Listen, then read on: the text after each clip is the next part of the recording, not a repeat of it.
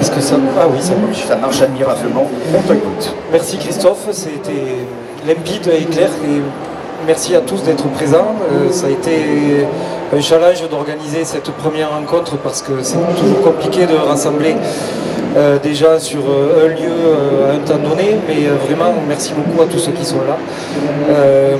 En fait, l'idée est venue il y a environ un an de rassembler justement des spécialistes, des gens qui comptent dans le milieu de l'équitation par tout ce qu'ils ont engrangé comme connaissances, comme envie de partager dans le monde équestre et qui avaient un point commun autour de nos selles. Donc c'est des rencontres qui se sont faites au fur et à mesure des années, d'abord par l'intermédiaire de Gaston et puis au fur et à mesure par ce que j'ai pu faire commercialement et humainement avec toutes les personnes qui sont là. Donc vraiment ça me fait chaud au cœur et je vous remercie d'être là. Donc j'espère que le but sera de continuer dans ce qu'on pourrait essayer d'appeler, de qualifier comme un label, comme de la juste mesure. C'est une expression qui a été initiée par Gaston l'an dernier, comme un leitmotiv et qui est en fait la chose qui qualifierait la bonne adéquation de l'utilisation du cheval, du cavalier avec ce qu'on essaye de fabriquer comme interface.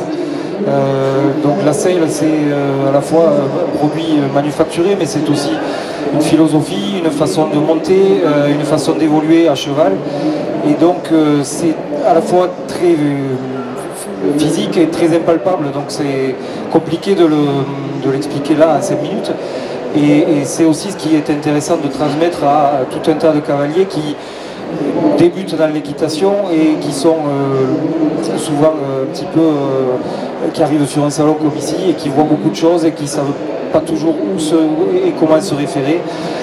Donc c'est important que des gens qui connaissent l'utilisation du matériel et du cheval puissent leur donner des codes, des idées qui ne soient pas trop trop arrêté, trop basé sur une compétition en outrance ou au contraire sous une sous-utilisation du cheval et sous une projection du cavalier qui puisse se faire dans la durée. C'est-à-dire c'est pas l'équitation n'a jamais fini de progresser et c'est ce qui est intéressant et qui peut permettre de justement, et par le matériel qu'on utilise et par le cheval qu'on a dessous, de se transcender, de trouver plein de nouveautés tous les jours et voilà, c'est un petit peu l'idée qui était initiée et du coup de pouvoir peut-être faire des événements ponctuellement, régulièrement, avec chacun d'entre vous et les gens qui n'ont pas pu être présents aujourd'hui, de rencontres plus régulières avec des cavaliers de tout niveau pour transmettre tout ça. Eh bien merci Manuel pour cette introduction. Alors nous allons, mesdames et messieurs, à présent entrer dans le vif du sujet parce que effectivement Manuel indiquait que cela ne pouvait pas s'évoquer en quelques minutes, mais on a justement une grande partie de l'après-midi pour tous ensemble évoquer cela, donc profitons-en.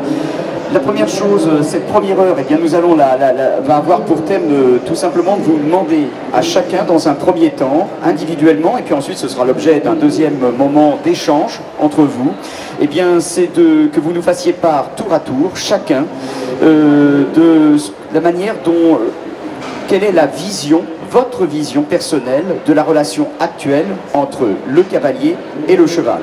On reviendra dans un deuxième temps en y intégrant la notion de juste mesure équestre. Mais dans un premier temps, on peut, si vous le souhaitez, commencer avec vous, Audrey, et bien encore une fois que vous nous fassiez partager, je le répète, votre vision de la relation actuelle entre le cavalier et son cheval. Audrey Dac. Alors, pour moi, la relation avec le cheval, déjà les enfants viennent le chercher dans les centres équestres. Donc je pense que tout moniteur d'équitation doit transmettre ce respect du cheval et cette envie de communiquer et de partager quelque chose avec le cheval. Ne pas l'utiliser juste comme un outil, comme si on allait dans une salle de sport se défouler, mais justement essayer de partager quelque chose avec cet animal. Voilà, avec l'animal. Donc je pense que dès le départ, c'est les enseignants et les clubs qui sont à la base de cette relation entre déjà l'enfant et le cheval.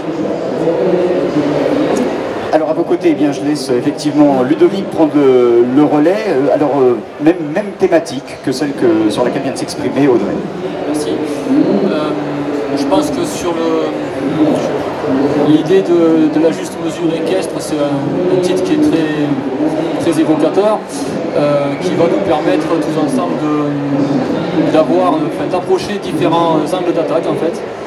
Moi je suis très attaché à la place du cheval au niveau de son apprentissage, c'est-à-dire que j'ai une vision moins mécanique et plus au niveau du cognitif du cheval en tant que mammifère supérieur. Donc c'est très important de remettre le cheval au centre de l'apprentissage pour le cheval, mais aussi pour l'humain, au niveau de la pédagogie, la manière dont on va pouvoir enseigner au mieux l'équitation et dès le début, parce que c'est souvent le démarrage, que ce soit le démarrage du cavalier ou le démarrage du cheval, qui vont permettre d'éviter plein d'obstacles et d'aller dans une relation harmonieuse.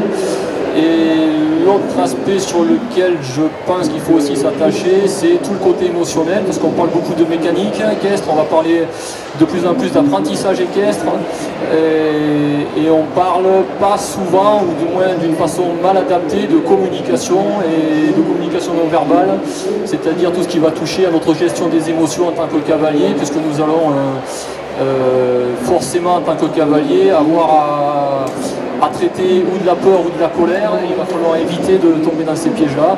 Donc je pense qu'au niveau il y a encore beaucoup de travail à faire au niveau de la communication émotionnelle. Alors on peut respecter l'ordre de passage, mais aussi l'un d'entre vous à un moment souhaite intervenir, on peut le rompre. Hein. Donc non, écoutez, Patrice Franchet d'Espérer. Alors, Morgane.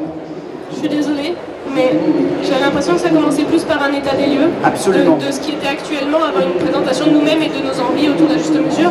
C'est absolument ça, effectivement, Morgane, tout à fait. Ben, voilà. Puisque vous avez le micro, je vous propose justement... Super, on a tourné cette fois la langue dans ma bouche en pour la parole. Donc moi, du coup, j'étais partie plus sur un état de lieu, savoir ce qui se faisait actuellement dans le cheval. Que déjà, on a des extrêmes, on est entre des gens qui vont chercher quelque part, dans le discours du moins, respecter le cheval à outrance, ou on va être dans un cheval où il faut même plus monter dessus pour le respecter. Et d'un côté, on va être avec des gens qui vont dans une performance extrême et presque abusée du cheval, à mon sens. Et parce qu'autour du cheval, il y a une énorme quantité d'envie et d'objectifs. On va avoir des chevaux qui vont permettre du soin autour de l'équithérapie, on a des chevaux qui vont permettre la compétition à haut niveau ou à petit niveau finalement. C'est toujours avec le même animal. On a encore des chevaux de travail, on a des chevaux d'enseignement, on a des chevaux d'élevage, on a un nombre de disciplines très grand avec des objectifs complètement différents. On va voir les 3 disciplines olympiques qui sont aujourd'hui les plus médiatisées, mais on a un ensemble de disciplines très complet autour du même animal. Ça soit aussi bien la discipline olympique, mais après on a, pour ce qui est de ma part, l'endurance, qui est une discipline extrême, où on va très loin dans ce qu'on peut demander à un cheval, mais avec un confort extrême, puisqu'on a une batterie d'attention et de contrôle vétérinaire autour du cheval. Donc on a une discipline qui va dans la performance extrême d'un point de vue de distance, de vitesse, mais aussi dans un contrôle extrême du confort du cheval. Et après on va en voltige, où le cheval finalement est moins l'athlète que l'humain, mais ça reste une discipline équestre. On a l'attelage, on regroupe un monde complet avec des objectifs complètement différents, des visions du cheval complètement différentes autour d'un même animal. Donc la juste mesure avec tout ça, c'est quelque chose qui est très difficile à définir, qui est très complexe. Mais même si ça se résume pour moi en quelques mots, voilà, on a un état de lieu qui est énorme à faire parce que chacun, quand il va dans sa relation avec le cheval, va avoir des objectifs, des envies, etc., extrêmement différentes. Mais voilà, le sujet ensuite est plus complexe, mais pour moi, voilà, l'état de lieu à faire de base est très compliqué parce que très varié. Alors c'est sans doute la raison pour laquelle Manuel et Gaston vous ont tous et toutes conviés autour de cette table ronde, si je puis dire. C'est justement parce que, comme le souligne Morgane, effectivement il y a une pluridisciplinarité et puis il y a une multitude effectivement de notions qui sont à intégrer. C'est plurifactoriel ce dont il est question aujourd'hui. Alors on peut peut-être revenir donc auprès de votre voisin Patrice Franchet d'Espérer pour justement vous aussi à votre tour nous dresser ce qu'est votre état des lieux dans la relation actuelle entre le cavalier et son cheval. Et le cas échéant, petite parenthèse avant que vous débutiez, si Ludovic veut réamorcer par rapport à ne pas tout de suite partir sur la juste mesure équestre, pas de problème, on rectifiera. Mais Patrice Franchet d'Espérer, allez-y. J'ai le micro, je ne le lâche plus. Très bien. Ah, c'est à moi de veiller. Voilà. Voilà. Tant pis pour les autres. Hein.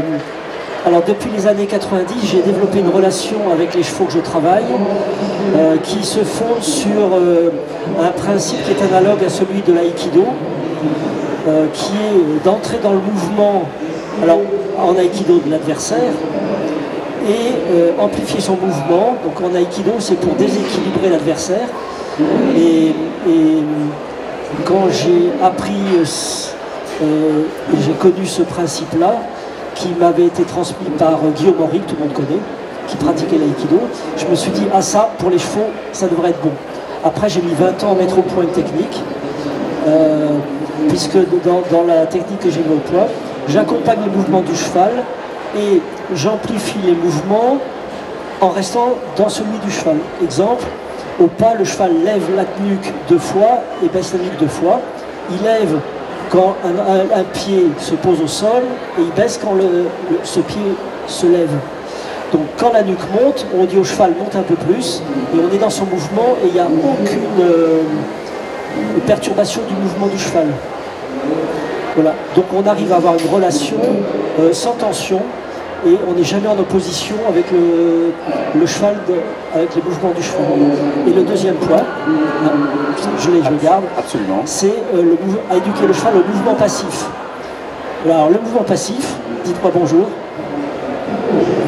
Voilà, donc moi j'ai eu une main active et ma voisine a eu un mouvement passif. Elle a fait un mouvement mais en suivant le mien. Donc il faut éduquer le cheval à suivre nos mouvements. Ce qui fait que le cavalier suit les mouvements du cheval, qui lui suit les mouvements du cavalier. Et là, on a une relation qui est exempte de tension. Ben voilà. Très bien. On vous retrouvera un petit peu plus tard, Patrice Franchet d'Espérer. Ah oui. Oui, alors l'état des lieux, je ne le fais pas parce que je m'occupe vraiment que de moi. Très bien. Ben voilà, ça c'est dit. Ça a le mérite d'être clair. Voilà, ça a le mérite d'être clair, effectivement, Marc Ardonos. Alors justement, vous, quelle approche avez-vous, quel état des lieux faites-vous en tant que quelqu'un qui est spécialisé, entre autres, parce que vous avez eu tout le parcours que j'ai décrit lors de votre présentation, mais s'agissant du prisme attelage, menage? Je vais le parler de manière très globale. En tant qu'éducateur équin et formateur, je vais faire mon constat à partir du comportement. C'est-à-dire qu'on est un humain qui est plutôt prédateur et on essaie de communiquer avec un quadrupède qui est un animal de proie et pour qui est censé sauver sa peau en s'éloignant du prédateur. Donc l'humain a beaucoup d'envie vis-à-vis du cheval. Et est-ce que le cheval a beaucoup d'envie vis-à-vis de l'humain? Ça pourrait être une question à être posée. Et en termes de communication, le cheval a un mode de communication totalement différent du nôtre. Nous plutôt verbal, le cheval plutôt corporel. Et avec ça, on a des humains qui sont passionnés par le cheval, qui sont passionnés par l'équitation, qui sont passionnés par de multiples activités, disciplines, de loisirs ou de compétitions, parfois de très haut niveau. Pareil, pour y avoir un peu goûté dans certaines disciplines. Et du coup, la difficulté, c'est de comment unir ce prédateur et cette proie, comment apprendre au cheval à apprendre, comment lui apprendre à comprendre et comment lui apprendre à adhérer, de manière à ce qu'il soit serein, de manière à ce qu'il soit motivé, et de manière à ce qu'il soit connecté au monde du cavalier. Et on parle d'aide en équitation, mais en fait je pense que l'aide en équitation c'est un point de vue de l'humain. Pour le cheval, les aides sont des contraintes. Donc il faut apprendre au cheval que ça deviendra des aides. Mais qu'au départ, si le cheval fuit et résiste, quand un cheval tire au renard, quand un cheval embarque, je suis désolé, mais c'est pas une aide. Ça va devenir une aide par l'apprentissage. Donc on va former le cheval. Et moi j'ai monté un programme qui s'appelle Cursus Cheval pour apprendre aux gens à apprendre au cheval. Parce que il existe beaucoup de très bonnes méthodes aujourd'hui. Beaucoup de méthodes très efficaces. Mais je pense que les méthodes sont faites pour apprendre aux gens. Et si on se sert des méthodes qui servent à apprendre aux gens, si on lui a fait réciter au cheval, eh ben je pense qu'on se trompe un peu de débat en fait. Je voudrais apprendre aux gens l'équitation du cheval et non pas l'équitation de l'humain. Et c'est très différent pour moi. entendu, Marc Ardonos. Merci beaucoup. Je propose eh bien, à Jean-Marc Gentil de prendre à son tour le relais et de nous faire part de ce qu'est, encore une fois, son constat, l'état des lieux qu'il dresse dans la relation actuelle entre le cheval et son cavalier. Bonjour. Donc, moi, à l'inverse, des certitudes, j'en ai aucune. Juste au début, voilà, je pensais que j'étais dresseur de chevaux, c'est-à-dire que je voulais mettre droit un individu qui n'était pas le cavalier avec un cheval qui ne l'était pas non plus. Et donc avec ces asymétries physiologiques, j'ai essayé de voir comment on pouvait faire. Et je me suis aperçu qu'on était tous le fait d'être au départ allongé dans le ventre, dans la vie intra-utérine, le fait d'avoir voulu se verticaliser pour les humains, d'être resté à quatre pattes pour les chevaux, on est passé au même stade, c'est accompagné d'asymétrie. Et on essaye de compenser au fur et à mesure de notre vie, en essayant de se mettre droit, on fait comme on peut. C'est le fruit que d'un compromis bancal. On n'est jamais dans des symétries. Et ces asymétries peuvent créer vraiment des problèmes chez nous, hein, chez l'humain. On connaît tous nos asymétries, les déviations vertébrales et tout. Et chez le cheval aussi, avec des torsions au niveau du bassin, avec des répercussions au niveau de la tête. Et j'ai essayé de voir qu'est-ce qu'on pouvait y faire, est-ce qu'on pouvait y faire quelque chose et comment on pouvait faire pour essayer de s'attaquer aux asymétries des deux. Alors c'est évidemment qu'un versant des choses, ce qui n'exclut pas évidemment tout ce dont on a pu parler et ce dont on va parler, mais cette approche-là, voilà, c'était la mienne, de dire comment est-ce qu'on peut faire pour essayer de mettre un petit peu plus droit et de créer moins de tension. Avec les corrections ostéopathiques que des moments on peut faire, on s'expose aussi au fait de laisser l'animal s'exprimer et peut-être de partir dans des défenses et dans des tas de choses où on va juste le décomprimer, le laisser vivre, le laisser faire. Et évidemment, toutes les autres approches que vous pouvez avoir les uns et les autres sont juste complémentaires et on est bien d'accord. Je vous fais juste l'état des lieux de mes recherches actuelles. Voilà où j'en suis. Peut-être que demain je dirai des choses différentes. Voilà juste. Alors, oui, parce que forcément on est sur le vivant, donc il n'y a rien de pire que pour nous faire mentir. À vos côtés, Stéphane Bigot. Eh bien alors Stéphane, je vous laisse à votre tour dresser l'état des lieux qu'est le vôtre, à vos yeux, de cette relation cavalier-cheval. Alors je vais vous répondre en vous lisant le texte que j'ai préparé parce que je suis pas très. Je trouve que dans la parole, on a vite tendance, comment dirais-je, à faire des diversions.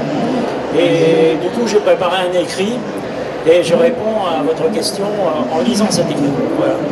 Donc je pense qu'il est d'abord, en ce qui concerne l'analyse de la relation, alors on est bien sur le thème de la relation existant actuellement entre le cavalier et son cheval.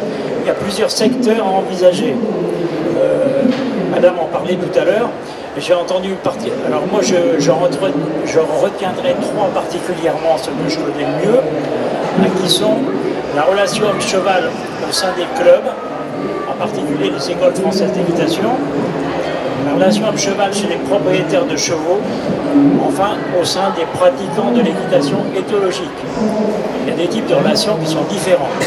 En ce qui concerne les clubs, dans les centres et classes classiques d'équitation, donc à travers l'enseignement des galops et les activités équestres qu'ils proposent, reste une pratique qui est plutôt mécanisée, c'est-à-dire que la commission de la FFE qui a établi le système des galops, elle a pris comme hypothèse qu'on enseignait à monter à cheval au cavalier sur un cheval mis. Et par conséquent, on s'occupe de mettre finalement le cavalier sur un cheval déjà mis, et la question de la relation n'est pas du tout prise, enfin elle est très peu prise en considération. Oui, il faudrait mettre juste un petit peu, pour les prises de son, juste votre micro un peu plus près de votre bouche. Voilà. D'accord. Donc il s'agit avant tout d'éduquer le cavalier à l'emploi des aides, via notamment l'assiette et l'indépendance des aides, pour qu'il apprenne et affine les savoir-faire nécessaires à la pratique de ses activités de prédilection. Et on voit qu'en ce qui concerne la relation donc cavalier-cheval, finalement, par rapport à l'ancien temps, disons, que j'ai connu, les améliorations de la relation proviennent essentiellement de trois facteurs, à mon avis. C'est-à-dire, premièrement, le fait que dans la majorité des clubs, on demande de plus en plus aux cavaliers de s'occuper des chevaux qui vont monter.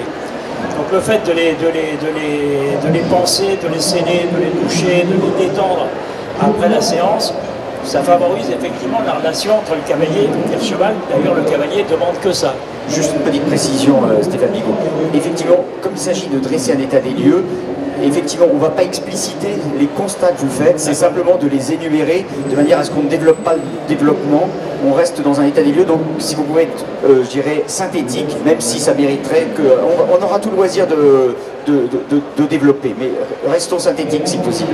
Alors, il y a un deuxième type de relation moi, que je constate à travers mes stages, c'est la relation que le propriétaire du cheval a avec son cheval. C'est complètement différent du cavalier de club. Et souvent, comment dirais-je, une des causes de la difficulté des relations, à mon avis, c'est qu'ils ne sont pas reconnus par leur cheval comme un supérieur hiérarchique, soit par manque de savoir-faire, soit par manque de savoir-être. Et à partir de ce moment-là, ça crée des problèmes. Ou bien alors, on constate aussi chez les cavaliers propriétaires, souvent, une certaine appréhension, pas toujours consciente et pas toujours avouée, du cavalier vis-à-vis de son cheval, et par conséquent, ça nuit à la relation.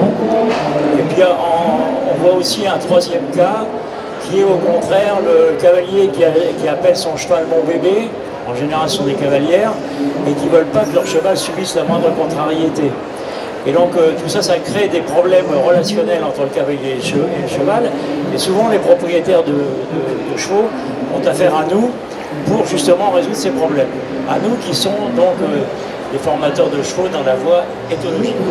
En ce qui concerne la voie éthologique elle-même, la finalité de cette équitation, justement, c'est l'osmose entre le cavalier et le cheval. Et donc, elle met l'accent sur la connaissance de la nature du cheval, ce qui est excellent, effectivement, pour favoriser la relation. Et deuxièmement, il y a aussi, elle met l'accent sur l'importance du travail à pied, qui crée un autre type de relation homme-cheval que le fait de monter dessus. Et par conséquent, à première vue, on est sur la bonne voie. Ceci dit, dans l'équitation éthologique, on entend beaucoup parler par les maîtres de mettre en place des boutons. Le bouton on pour demander le mouvement, pour déclencher le mouvement, et le bouton off pour l'arrêter. Et vous voyez que c'est un vocabulaire qui est un petit peu suspect, parce que si on met en place des boutons, ça veut dire qu'on tente à mécaniser le cheval. Mais je ne suis pas sûr que les maîtres en éthologie qui parlent de ça, ils ont conscience de cette sémantique, disons. De même que par exemple, on parle de connexion. La connexion, c'est le cheval qui finalement est attentif à son cavalier et répond positivement à la demande que le cavalier lui fait. Et on voit que la question de la relation, de la connexion du cavalier vis-à-vis de son cheval, elle n'est pas abordée. De même que quand on parle de relation avec le cheval, souvent on entend parler de référencement plutôt que de relation. Est-ce que le cheval est référencé à l'être humain ou pas? Et vous voyez qu'on voit ici les dérives que peut avoir l'équitation éthologique, qui consistent à exprimer le comportement souhaité de l'animal vis-à-vis de son cavalier, mais qui ne tient pas en considération l'attitude que celui-ci devrait avoir vis-à-vis de son cheval. Entendu. Eh bien, merci beaucoup Stéphane Bigot pour cette première intervention. Alors je cède la parole à votre voisin, Alain Ventre, pour eh bien, à son tour nous indiquer, lui, le constat qu'il fait, la vision qu'il a de la relation actuelle entre le cavalier et son cheval. Alain Ventre. Merci. Donc, moi, mon activité consiste déjà depuis longtemps à m'occuper de la préparation du cheval de sport et essentiellement la partie technique, c'est-à-dire les réglages de la locomotion. Donc là, il s'agit surtout de discipline olympique, c'est-à-dire en premier, la discipline phare, c'est le saut d'obstacle, et puis il y a également le dressage et le concours complet. Là, si on parle d'état des lieux, très honnêtement, je pense qu'il y a un énorme gâchis. Voilà, donc là je parle d'un état des lieux statistique. Donc moi mon métier c'est de travailler en coulisses, donc de faire que ça se passe le mieux possible, que le cheval donne le meilleur de lui-même, mais sans qu'on alors même qu'on doit le traiter avec bienveillance et que sa carrière dure longtemps. Parce qu'a priori, le cheval peut être performant dans toutes les disciplines pendant longtemps. Et là, c'est pas du tout le cas, ou en tout cas, ça pourrait être beaucoup mieux. Parce que comme je travaille en coulisses, j'aime bien aussi m'intéresser au suivi des chevaux, donc suivi ostéopathique, suivi vétérinaire. Et là, on s'aperçoit qu'il y a quand même, en termes de gâchis, c'est considérable. C'est-à-dire qu'il y a, si on prend des jeunes chevaux par exemple, il y a 20 à 30% de chevaux arrêtés la première année pour blessure. Donc en fait, les chevaux commençant à 4 ans, à 6 ou 7 ans, donc là, ceux qui continuent sont quasiment des rescapés. Donc là, pour moi, c'est alarmant. Et je pense qu'on pourrait facilement faire beaucoup mieux, mais la plupart des cavaliers, dont moi-même, on a tous été formatés avec certains principes, et je pense que le problème vient qu'il ne faut pas être rigide, et bon, il faut avoir des lignes de conduite, un fil conducteur, mais que les principes sont plutôt dangereux et à éviter. Il faut essayer de faire du cas par cas et de trouver la clé. Voilà, donc si on prend l'exemple, et c'est ce qui manque aussi, ce que je trouve absolument incroyable, c'est que beaucoup de cavaliers, beaucoup de personnes aimeraient bien avoir une relation, monter à cheval et s'éclater entre guillemets, et c'est très rarement le cas, parce que, à mon avis, tout simplement, il n'y a pas de fil conducteur, ou le fil conducteur pédagogique pour ce qui concerne le fait d'être sur le cheval et que ça se passe bien, le fil conducteur est quasi inexistant. Voilà. Si on prend un exemple pour que tout le monde comprenne bien, on va partir sur le CSO. Donc en compétition de CSO, gagner une épreuve se fait dans une ambiance d'excitation. Hein, c'est le spectacle qui veut ça. Et le cavalier, seul sur son cheval, va faire la reconnaissance du parcours qu'il doit ensuite effectuer au chronomètre. Donc le cheval découvre le parcours, seul le cavalier a fait la reconnaissance, et en plus ça se passe à vive allure. Donc quelque part, avec cette mise en scène, rien d'étonnant à ce que la façon de monter du cavalier soit invasive, pour pas dire autoritaire ou agressive envers sa monture. Parce qu'en fait, la prestation dure pas longtemps et il faut essayer de ramener la coupe. Oui, donc il y a de la coercition dans la démarche. Un peu. Voilà, j'essaie de trouver les mots pour atténuer ça, mais en fait c'est un petit peu ça.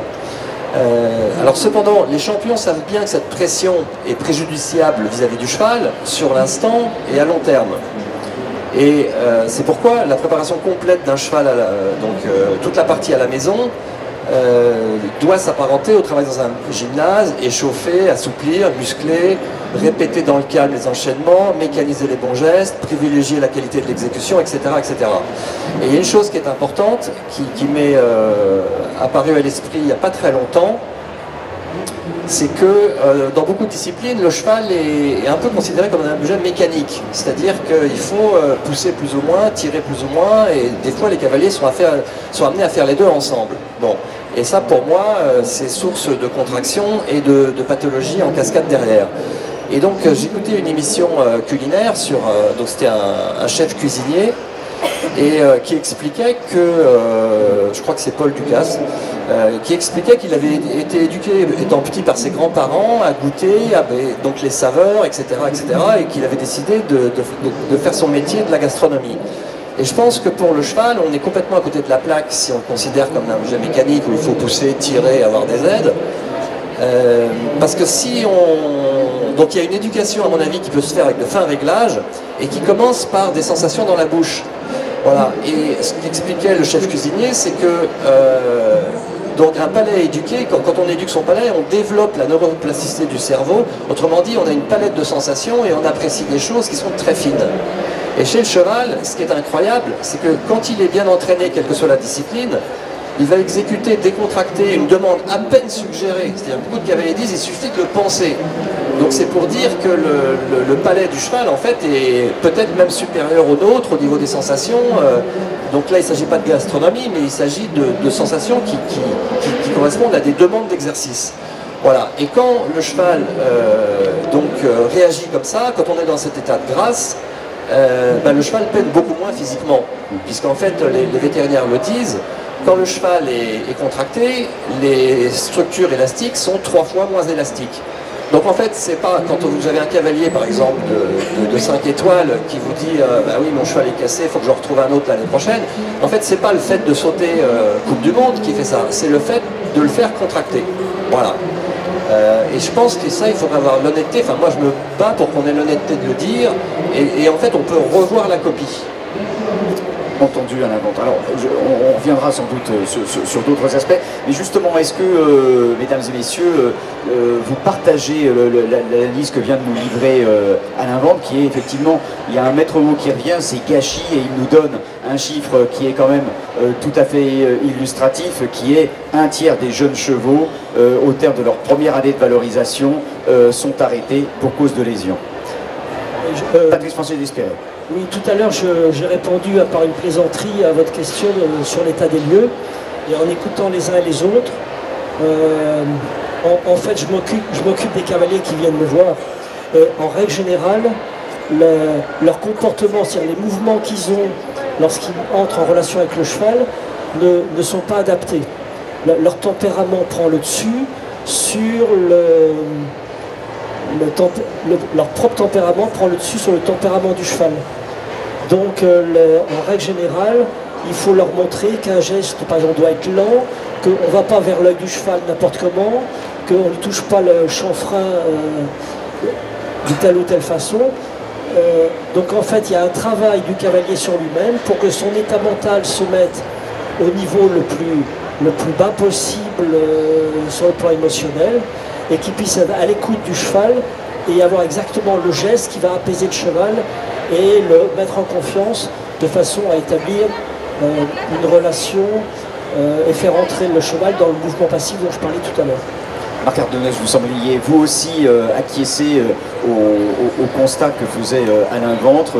Je vous laisse développer votre propos, et puis après on passera la parole à Audrey. Je ne peux pas exactement on va dire attester, parce que je ne connais pas les chiffres, je connais pas, mais ce que je peux constater, c'est que les gens ont envie de faire mieux, et les gens ont envie de mieux pour leur cheval. On ressent, en tout cas je ressens, une demande vraiment importante et croissante de personnes qui veulent un mieux-être pour leur cheval, qui veulent un mieux-être pour eux, et du coup par conséquent qui recherchent un mieux-être pour le couple qui a le cheval.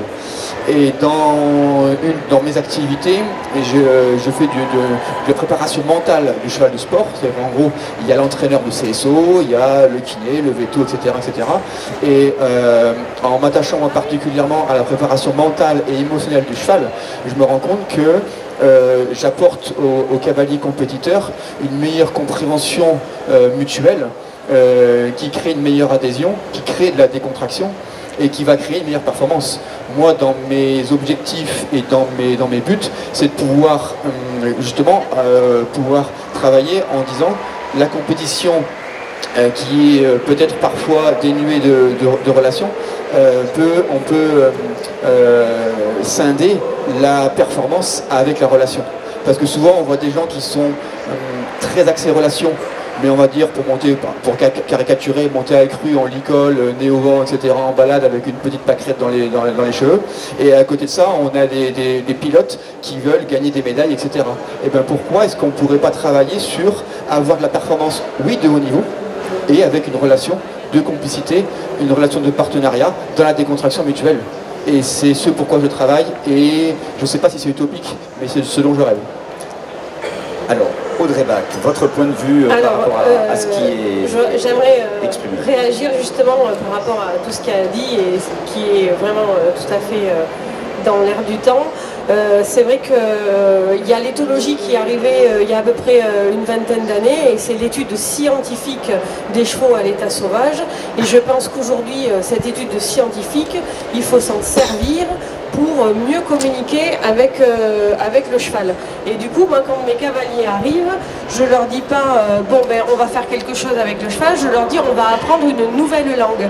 Et le cheval est domestiqué depuis 5000 ans et il ne s'est jamais mis à parler.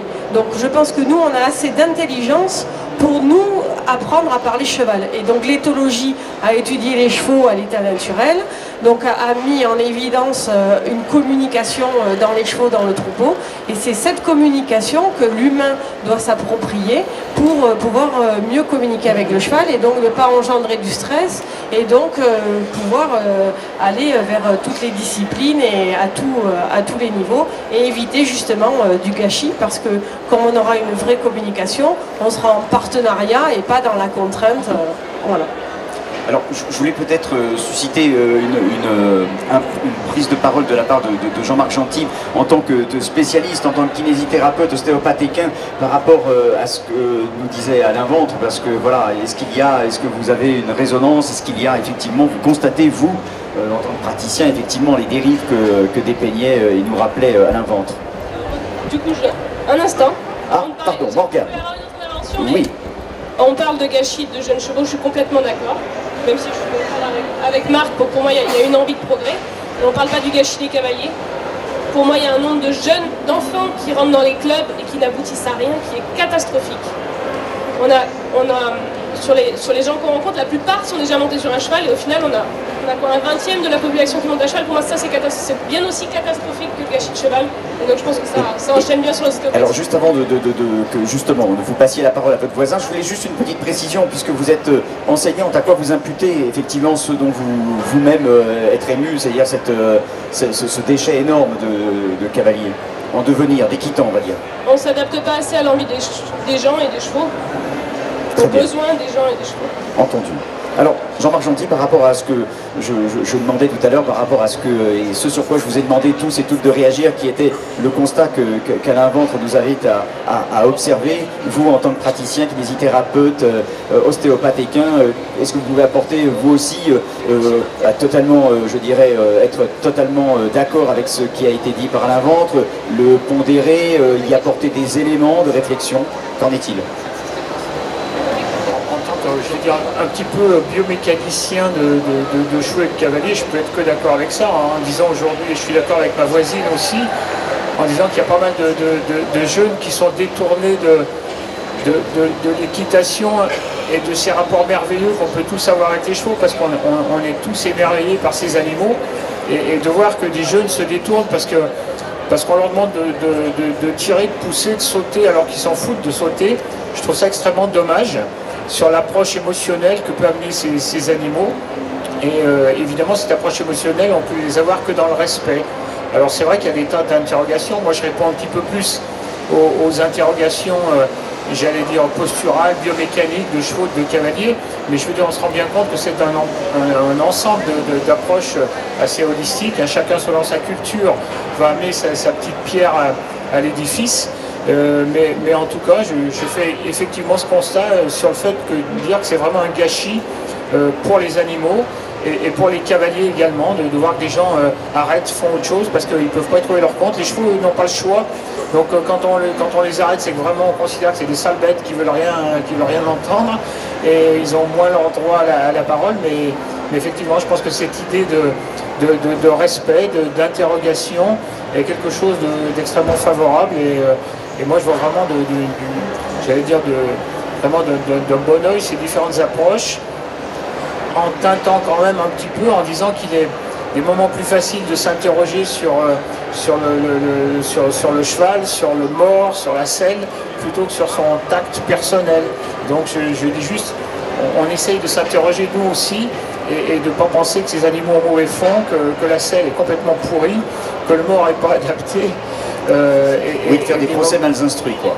De faire des procès mal instruits. Oui, c'est ça. Donc une de mes interventions, c'était de savoir si le mors était adapté, si la selle était adaptée. Et donc moi je renchérissais en disant est-ce que le cavalier est adapté à l'équitation? Et c'est une vraie bonne question de savoir si nous on est adapté à ça. Voilà, donc, mais c'est vraiment dans cette approche assez holistique et je pense qu'aucune de nos caractéristiques et de nos cultures personnelles va à l'encontre de ce que pense l'autre en tout cas. Alors avant, je crois que Alain Ventre souhaitait prendre la parole. Avant cela, je voulais juste, parce qu'on ne l'a pas entendu réagir, c'est Ludovic Fournet, ça doit pour vous avoir une résonance particulière, tout ce qui vient d'être dit, notamment par Morgane et puis de nouveau par Jean-Marc Gentil à l'instant. Une résonance particulière, disais-je, puisque vous avez fait de l'éducation et de la rééducation du cheval votre spécialité. Oui, tout à fait. Alors, pour citer Marc Aurèle, comme je disais tout à l'heure, en toute chose, le commencement est la chose la plus importante. Et le constat aujourd'hui, on peut le résumer simplement au niveau du conditionnement social qui fait que le cheval est un objet. Et les deux aspects de la vie du cheval qui sont les plus importants et où, en tant que pratiquant équestre, on va se fourvoyer, c'est le débourrage trop tôt. Hein. Donc avec un sport équestre qui met sur la piste des chevaux de 4 ans notamment, et pas qu'en endurance, hein, donc là c'est quand même une énorme aberration. Donc oui. Oui, je ne te faisais pas une remarque personnelle, mais bon, d'une manière plus globale, voilà, c'est assez aberrant, comme le disait Alain Ventre tout à l'heure, d'avoir des chevaux si jeunes qui ne sont pas terminés. Donc on les met trop tôt au travail. Et la deuxième chose, au niveau du pot du conditionnement social qu'on a, c'est aussi le sevrage trop tôt. Hein. On a des chevaux qu'on sépare de la mère encore au bout de 6 mois. Et là, rien que sur cet aspect-là, on commence déjà à créer des problèmes sur les chevaux. Hein. Le sevrage brutal, non progressif sur des mammifères. Donc mammifères, hein, dans le mot mammifère, on pourrait presque dire qu'il y a le mot maman, hein, c'est le mot mamelle, il y a un attachement à la mère qui est très important. Et on retire le poulain de la mère trop vite, trop tôt, sans trop de savoir-faire, juste par conditionnement social en fait, et là déjà on crée des soucis. Ensuite, pour revenir sur ce qui a été dit dans les centres équestres, au niveau du constat, donc ça c'est la deuxième partie du constat, effectivement tout à l'heure je parlais de la gestion des émotions, et qu'est-ce qui se passe aujourd'hui quand on s'approche d'une carrière? Souvent on entend quelqu'un qui est en train de crier sur une personne qui est déjà en difficulté, qui est en échec, donc souvent un enfant. Et donc l'enfant, son cerveau émotionnel se met en marche, son cerveau cognitif ne peut plus fonctionner, donc il est stressé, il est tendu. Qui c'est qui paye les frais dessous? C'est le poney ou le cheval qui est dessous. Si le cavalier est contracté, le cheval va être contracté, son cerveau émotionnel va aussi se mettre en marche. Et au lieu d'avoir un cheval qui soit connecté, synchronisé, décontracté, on a un cheval qui ne fonctionne pas du tout bien. Et là, on a un gros problème au niveau de la gestion des émotions, mais il démarre directement de la part de la qualité de l'enseignant en fait. On met directement le cavalier en échec. On ne peut pas enseigner l'équitation dans un vacarme et dans un désordre émotionnel. Pour moi, c'est totalement incompatible. Comme je dis souvent, l'enseignement, une leçon d'équitation, on doit juste entendre les sabots du cheval fouler le sable, quoi. Et ça doit être vraiment très très bienveillant, parce que si on est bienveillant envers l'élève, on va être bienveillant envers le cheval. Donc là, il y a un gros problème au niveau de la façon dont est enseignée l'équitation. Et sur ce que j'ai entendu tout à l'heure à propos d'équitation éthologique, globalement, pour moi en France, on a... Alors mes confrères n'ont pas trop aimé ça, mais je pense qu'on a pas mal raté le coche, parce qu'aujourd'hui quand on parle, comme disait tout à l'heure Marc, d'équitation éthologique, on a l'imaginaire qui se met en marche, on va galoper avec une cordelette autour du cou et comme tu as dit tout à l'heure, une pâquerette dans les cheveux. Équitation éthologique, il y a deux mots, il y a la composante éthologie, donc ça veut dire que déjà il faut se renseigner, il faut lire beaucoup, parce que les lectures scientifiques elles ne sont pas forcément passionnantes à lire, c'est très complet, ça fait appel à beaucoup de concentration, donc il faut vraiment savoir ce qu'est un cheval, comment il vit dans le troupeau, comment il se reproduit, qu'est-ce qu'il mange, quels sont ses différents comportements, mais aussi tout ce qui va être éthologie cognitive. Donc là, c'est là que nous, on rentre en marche, c'est-à-dire comment on va apprendre à ce mammifère supérieur, apprendre à le jeu des pressions, par exemple, ce qu'est un renforcement positif, ce qu'est un renforcement négatif, ce qu'est le conditionnement pavlovien. Donc toute l'éthologie cognitive est importante. Et en équitation éthologique, le deuxième mot important, c'est le mot équitation. Donc c'est pas parce qu'on fait de l'équitation éthologique qu'on ne peut pas aller faire du CSO, qu'on ne peut pas aller faire du dressage, qu'on ne peut pas aller faire de l'endurance. Les techniques de travail au sol, que ce soit de la liberté ou du travail aux longues graines, sont là pour préparer le travail monté, mais toutes les techniques équestres, que ce soit notamment par exemple sur le travail de deux pistes, font partie du bagage obligatoire d'une équitation éthologique raisonnée, je vais dire. Alain Ventre, vous souhaitiez de nouveau revenir sur certains propos Oui, donc en ce qui concerne les jeunes chevaux, en fait, c'est pas tellement l'âge, c'est la façon dont est mené l'entraînement qui fait ça. Oui, parce que avant que je fais une petite parenthèse avant que vous dérouliez votre propos à l'avance, oui. Mais c'est vrai que je songeais en écoutant Ludovic, je songeais aux chevaux de course qui, à 3 ans, finissent une carrière que les chevaux de sport n'ont même pas encore commencé. Oui, oui. Donc en fait, c'est les conditions dans lesquelles se déroule le cadre de la compétition, l'entraînement qui est complètement à revoir. Et je pense qu'en fait, on est habitué, même en tant que, enfin surtout en tant que professionnel, parce qu'on a été dans certaines écoles et donc on a été formaté. Et je pense qu'il y a des choses de base qui sont complètement à revoir. Et là, en particulier, ce qu'il faut, c'est prendre des exemples. Et donc, dans le langage classique, on parle pour le cavalier, dans l'emploi des aides, on parle de agir, résister et céder. Et là, les 3 mots mais sont complètement catastrophiques. Alors, heureusement, ce qui se passe, c'est que les Américains, enfin, au départ, c'est beaucoup les Américains avec l'éthologie, donc ils ont réécrit le vocabulaire équestre. Donc déjà, pour le grand public, ou quand on commence, si les mots étaient adaptés, ce serait déjà beaucoup mieux. Parce que agir, résister, céder, on ne peut pas faire pire. Par exemple, juste pour dire, agir, on a l'impression qu'il faut enlever sa chemise et puis y aller ardemment. Résister, il faut balancer de l'huile bouillante parce qu'on est assiégé dans un château fort. Et puis céder, il faut capituler, ça n'a pas de sens, c'est complètement autre chose. Alors, je voudrais peut-être que sur cet aspect sémantique, l'usage de ces mots, peut-être Patrice Franchet d'Espéret, vous nous fassiez part effectivement soit de vous partagez un petit peu la perception qu'Alain Ventre en a, ou est-ce que vous avez vous une toute autre approche par rapport à cette terminologie qui dans l'absolu est un peu agressive, quoi. Voilà, contient de la coercition intrinsèquement. Où est-ce que l'on doit ça? Tout simplement au fait que, et si on reprend la genèse de tous les écrits, cela relève de la tradition militaire avec une phraséologie plus ou moins consacrée, transposée au cheval.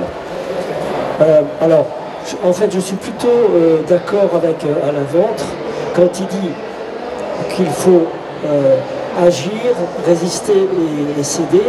En fait, on n'est pas du tout dans une relation continue avec le cheval. Il vaut beaucoup mieux accompagner le cheval dans un mouvement qui est continu et surtout, si on veut un contact constant, il faut conserver le contact constant et pas bloquer le mouvement du cheval puis le laisser libre en cédant. Morgane Payen, vous souhaitiez interviewer? Non Stéphane Bicot, peut-être, souhaitiez-vous apporter un autre éclairage, un autre élément à ces échanges? C'est-à-dire que la problématique on parlait tout à l'heure du cavalier et du gâchis vis-à-vis des cavaliers. Il est certain que le jeune cavalier il a dans la tête des fantasmes, le cheval c'est un rêve, et par conséquent il voudrait que ce rêve devienne une réalité. Et c'est là que, quand il rentre dans le milieu de l'équitation, finalement, il est confronté à des techniques, et puis en plus de ça, à une pédagogie souvent négative. Et à partir de ce moment-là, donc, en fait, le cheval, il a, comment dirais-je, il nécessite une approche perceptuelle plus qu'intellectuelle. Et au début, quand il approche l'équitation, il est dans une approche perceptuelle, lui personnellement, c'est-à-dire c'est du feeling, c'est du ressenti, etc. Et souvent, on voit les jeunes cavaliers qui adorent brosser leur cheval, leur faire des tresses, se coucher dessus, etc. Monter à cheval, ça ne les intéresse pas forcément. Et donc, on voit que l'émotion a une grande part dans cette approche. Mais l'équitation est un art, et comme tout art, il faut faire ses gammes. Et par conséquent, on va rentrer dans l'approche intellectuelle, et là, on va rentrer dans la technique. Il va falloir acquérir des savoir-faire, des habiletés, et ça, c'est la période, on peut dire, qui est assez fastidieuse, pour revenir, après ça, une fois qu'on a ce savoir-faire, à l'artiste qui possède tellement sa technique que, à ce moment-là, il retrouve complètement l'équitation, complètement dans le feeling, etc. Et on voit que c'est très compliqué, finalement, cette équitation, parce que c'est un art à part entière, dans lequel l'émotionnel est très engagé, que finalement, pour aboutir, pour partir de cette approche perceptuelle, pour revenir à cette approche perceptuelle, il faut passer par une approche très technique et intellectuelle, et c'est compliqué. Entendu. Marc Ardenoche, vous souhaitiez également à votre tour réagir. Allez-y, Marc. Oui, en fait, en entendant tous ces constats, en fait, la chose qui est nécessaire, celle à laquelle je passe beaucoup de temps, en fait, c'est à faire prendre conscience aux gens. Parce que les gens ne savent pas encore assez qui est le cheval, comment il vit, quels sont ses besoins, comment est-ce qu'il apprend. Et en fait, l'origine, si la question peut être quelle est l'origine des constats des confrères, c'est que la manière d'enseigner au cheval, la manière de former le cheval doit évoluer. Et la manière dont on enseigne au cavalier doit évoluer, que ce soit en théorie, que ce soit en philosophie, que ce soit en pratique, que ce soit en but à atteindre. Et c'est nécessaire de continuer à travailler sur comment optimiser l'apprentissage et comment optimiser le chemin à parcourir pour ça. Ludovic tout à l'heure utilisait justement, dire oui, il y a le côté éthologie, connaissance dont il manque, et il y a le côté équitation. Et dans ma pratique de l'équitation éthologique, c'est de continuer aussi à lier l'un et l'autre. Ça veut dire qu'il y a trop d'équitation sans éthologie, et il y a trop d'éthologie sans équitation. Et si on veut monter à cheval, si on veut atteindre un but, qu'il soit de loisir tout à fait élémentaire, modeste, ou bien la compétition, que ce soit, on parlait de course, on parlait d'endurance, on parlait de CSO, j'ai vécu pour l'attelage, c'est nécessaire que l'humain se bouge davantage sur comprendre qui est le cheval, sur comprendre comment il doit apprendre, sur comprendre qu'est-ce qu'il doit apprendre à son cheval. Et moi je passe énormément de temps à ça et je pense que je vais devoir encore en passer beaucoup de temps, mais c'est en continuant à réfléchir sur ces systèmes d'apprentissage humain et systèmes d'apprentissage cheval qu'on peut changer les constats que je viens d'entendre là précédemment. Merci beaucoup. Donc très positif. Bien sûr, absolument. Morgane Payen. Moi c'était juste un petit... Il y a beaucoup qu'il a dû falloir du temps, etc. Je pense que dans tout ça, il y a un moment, il faut réapprendre aux gens à prendre le temps pour comprendre. Parce que je crois que du coup, on vient beaucoup opposer l'éthologie et l'équitation, ce qui pour moi est une erreur. Et je pense parce qu'il y a un moment, peut-être que l'équitation a pris l'habitude de prendre trop de raccourcis avec les chevaux. Et qu'il faut vraiment réapprendre aux gens à prendre le temps de comprendre.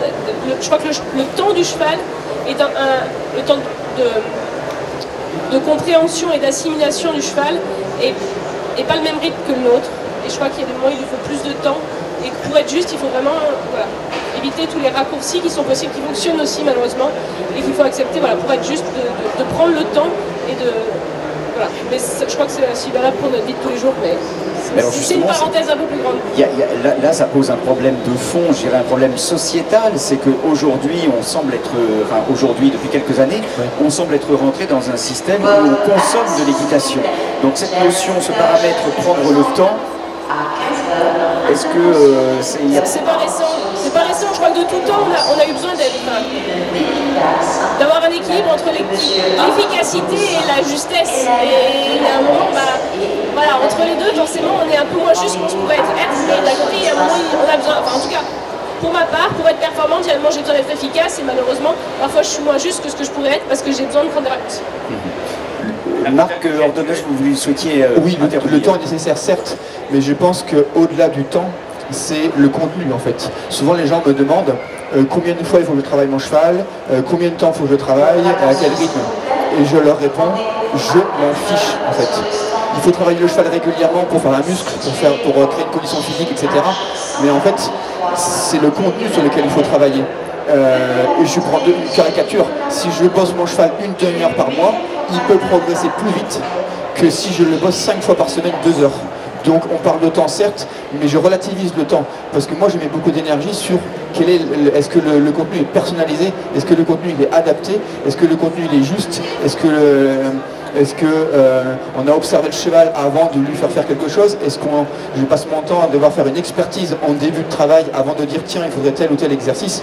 Donc je pense que au plus le contenu il est personnalisé, adapté au cheval et au cavalier, au plus ça va vite au contraire, et au plus le temps on n'en a pas besoin. Je suis complètement d'accord qu'il faut s'adapter, etc. Mais parce que tu as pris justement le temps, avant d'attaquer à travailler, de regarder ton cheval. Et c'est ce temps-là qu'on a perdu, pour moi. C'est ce temps-là qui est important. C'est ce temps de la réflexion, c'est ce temps de l'attente, c'est tous ces petits temps-là qu'on a effacés et Alors Alain Ventre, et puis après on laissera Patrice Franchet d'Espérer s'exprimer. Alain Ventre souhaitait réagir à son tour. Donc moi, en fait, ce que je voudrais dire, c'est je suis quand même assez optimiste parce que je pense que l'équitation, c'est assez simple et ça peut aller assez vite. Je pense que ce qui arrive souvent, c'est qu'un peu comme un bateau qui sort du port, il y a plein d'écueils dans le chenal, et ce qui fait que le bateau ne peut pas sortir le spi en pleine mer parce qu'il est déjà coulé avant d'arriver en mer. Donc pour moi, il y a des... Je reviens encore sur des bases, un formatage, mais je pense que la clé, elle est là. Si on prend un exemple assez simple, bon, en fait, déjà, pour mon voisin, je suis entièrement d'accord pour dire que je suis bien d'accord avec le fait qu'il faut se concentrer sur le ressenti avec le cheval, car c'est là en situation qu'on est vraiment concerné. Et je suis d'accord pour dire que l'intellect nous met à distance des réalités, de l'action dans l'émotion. Mais ça n'exclut pas de faire une description et de faire un bilan des connaissances avec un langage vraiment simple et pédagogique. Alors si on revient sur des choses simples, sur le formatage. Donc moi je me suis rendu compte après, je ne vais pas te dire le nombre d'années ni d'heures parce que c'est colossal, et je me suis rendu compte qu'en fait, ce à quoi le cheval était le plus perceptible, c'est pas l'assiette, c'est pas les jambes et c'est pas les aides dont on parle dans les bouquins. Et donc j'ai eu ce déclic-là un jour à Saumur, donc j'ai vu un écuyer, donc qui s'appelle le Poriel, donc affecté à l'attelage, et je l'ai vu à 6 h du matin, dans un petit cabriolet d'attelage. Donc le cheval était à 3-4 mètres devant lui, et il était relié au cheval uniquement avec 2 bouts de cuir. Et je vois le cheval au petit matin, passage, piaffé, changement de pied au temps. Je me suis dit, mais attends, c'est pas possible. Il n'y a pas d'assiette, il n'y a pas de jambes, il y a juste le... Et là, je me suis dit, ce à quoi le cheval est le plus perméable, le plus sensible, c'est le toucher de rêne. Et avec ces 2 bouts de cuir, il arrive à régler le cheval, le faire, donc le dégrossir entre guillemets, enfin tout ça c'était avec finesse et élégance, et pour arriver à une subtilité et quelque chose de suggéré. Je me suis dit, mais c'est là la clé. Et je pense qu'effectivement, on perd énormément d'enfants et d'adultes parce qu'on rentre dans un truc physique où il faut plus ou moins bisuter le cheval si on veut faire comme tout le monde. Et beaucoup de gens n'ont pas cette approche-là. Et si on leur parlait de toucher de rêne et qu'on fasse ne serait-ce qu'un petit peu de longue rêne, ça fatigue moins le cheval avant de monter dessus. Après, il faut mettre en corrélation les autres aides, donc l'assiette, les jambes, le du corps, etc. Et ça peut faire une... Donc c'est comme ça que ça se passe, à mon avis. Voilà, ça c'est un exemple, et il y en a plein d'autres. Le deuxième exemple qui tue, je pense qu'on va y arriver assez vite, c'est la légèreté. Parce que, alors là, la légèreté, vous allez voir le débat, mais pour moi c'est assez simple. C'est assez simple. Alors, la transition est toute trouvée. Autre intervenant, Patrice Franchet d'Espérer. Allez-y. Bon, je voudrais revenir sur le temps imparti pour dresser un cheval, puisque mes 2 voisins en ont parlé. Je pense que si on travaille le cheval en champ détendu, on peut prolonger le travail, mais en même temps, quand le cheval est en champ détendu, ce qui lui est enseigné est immédiatement acquis. Donc on peut prolonger, ou au contraire, on peut raccourcir le temps du travail. C'est vraiment à celui qui dresse le cheval de sentir ce qu'il a envie de faire. Voilà, vous aviez une autre question. Non, du tout. Je souhaitais que, effectivement, les échanges se poursuivent entre vous. Marc Ardenès, vous souhaitiez de nouveau intervenir. Oui, je confirme tout à fait. Et au plus le cheval est serein, en fait, au plus le cheval peut être à l'écoute.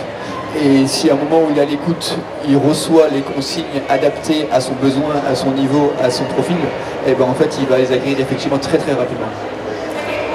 Est-ce que l'une ou l'un d'entre vous souhaitait encore intervenir? Parce que sinon, on va passer au deuxième temps. Ludovic Forêt. Oui, peut-être pour finir,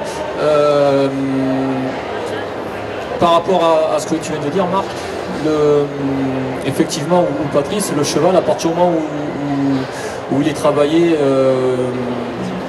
de manière raisonnée, qu'il n'est pas au-delà de ses capacités physiques, bien entendu, mais qu'au niveau des capacités d'apprentissage, il apprend à très vite gagner le jeu, comme on dit, ou à trouver la bonne réponse. Je pense qu'on peut... c'est pas forcément utile, il n'y a pas de durée limite de travail outre à partir du moment où on peut s'apercevoir si le cheval s'ennuie.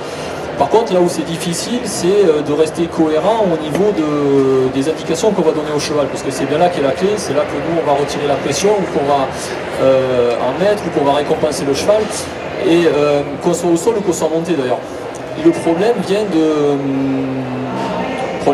timing, de feel, de feeling, de tact, d'être ancré dans l'instant présent, et en fait on est tout le temps très exigeant envers notre cheval. On met toujours le cheval en cause, on est toujours très exigeant envers le cheval. Moi je viens d'autres sports et j'ai appris à être très exigeant d'abord envers moi-même en fait. Et on est toujours trop exigeant envers le cheval et pas assez envers nous-mêmes. Et déjà il va falloir apprendre à être exigeant envers nous-mêmes, c'est-à-dire comment je communique avec le cheval, à quel moment je peux indiquer le travail à faire, à quel moment je peux féliciter le cheval, à quel moment je peux lui donner du repos, à quel moment je peux le solliciter un peu plus. Est-ce que mes aides, que ce soit au niveau de la communication non verbale, de tout ce qui va être mon attitude, vont être cohérents avec ce que je demande au cheval et avec ce qu'il accomplit de l'exercice. Et souvent là, déjà, on crée un désordre parce que le cheval, s'il ne trouve pas la réponse, il va commencer à s'émotionner et on va rentrer dans des situations chaotiques. Donc si le cheval est dans une situation émotionnelle chaotique, qu'est-ce qui va se passer? Il va réagir, il peut nous blesser, donc de là on va commencer à avoir peur, on peut être en échec, donc on va se mettre en colère, et puis après on va avoir une frustration parce qu'on est en train de rater son objectif, on va peut-être pour certains d'entre nous connaître de la culpabilité parce que on s'est énervé contre le cheval, donc on rentre dans tout un désordre émotionnel qui va ensuite venir énormément polluer la relation. Et tout ça, ça commence par déjà une extrême vigilance quant à nos capacités le jour J et beaucoup de régularité, de progression dans notre façon d'apprendre à comment communiquer avec le cheval. On n'est jamais assez exigeant envers nous-mêmes. Voilà, ça c'est une belle conclusion de la part de Ludovic Fournet. Et bien je voudrais que Gaston Mercier se saisisse du micro qui est devant lui et peut-être je dirais en guise de conclusion de cette première partie, eh bien nous fasse part eh bien, tout simplement de sa perception. Voilà, on t'entend parfaitement, la sonorisation je vais juste rebondir sur le problème de l'exigence du cavalier, parce que ça concerne notamment la discipline que je connais le mieux, c'est l'endurance. Et ce qui me fait peur aujourd'hui dans ces exigences, c'est qu'elles ne soient pas en corrélation avec le désir du cheval. Le cavalier, il a une motivation, il a une envie, et donc de ce fait il a des exigences. Les faire passer au cheval, c'est très facile parce qu'à un moment donné, et notamment dans cette discipline qui va vers une façon d'utiliser le cheval naturellement, je dirais, le cheval finit par prendre le cavalier comme un corélégionnaire de substitution. Ça veut dire qu'il le suit comme il suivrait son chef de troupeau, et que du coup le cavalier peut l'amener absolument où il veut. Et donc dans ces exigences, mais qui ne correspondent pas ni à l'exigence du cheval, ni à ses capacités physiques. Et ça c'est extrêmement dangereux, et c'est ce qui se passe à mon avis aujourd'hui dans cette discipline. Merci beaucoup Gaston Mercier pour cette réaction, ce point de vue. Ce que je vous propose maintenant, puisqu'on a procédé chacune avec des échanges à un état des lieux de la vision actuelle de cette relation cheval-cavalier, c'est de resserrer un peu le prisme de votre réflexion et d'en revenir à la thématique qui vous fait vous retrouver cet après-midi ici sur l'espace conférence, à savoir la juste mesure équine. Et c'est demander à chacune et à chacun, et puis là après vous interpellerez, vous échangerez les uns les autres, comme on vient de le faire pendant cette première heure, à savoir que vous nous fassiez à votre tour, et bien que vous nous fassiez part de la vision personnelle que vous avez de la juste mesure équestre, et qui pourra peut-être justement permettre de se rapprocher de tous les écueils que vous avez pu observer et décrire à la faveur de cette première heure de table ronde.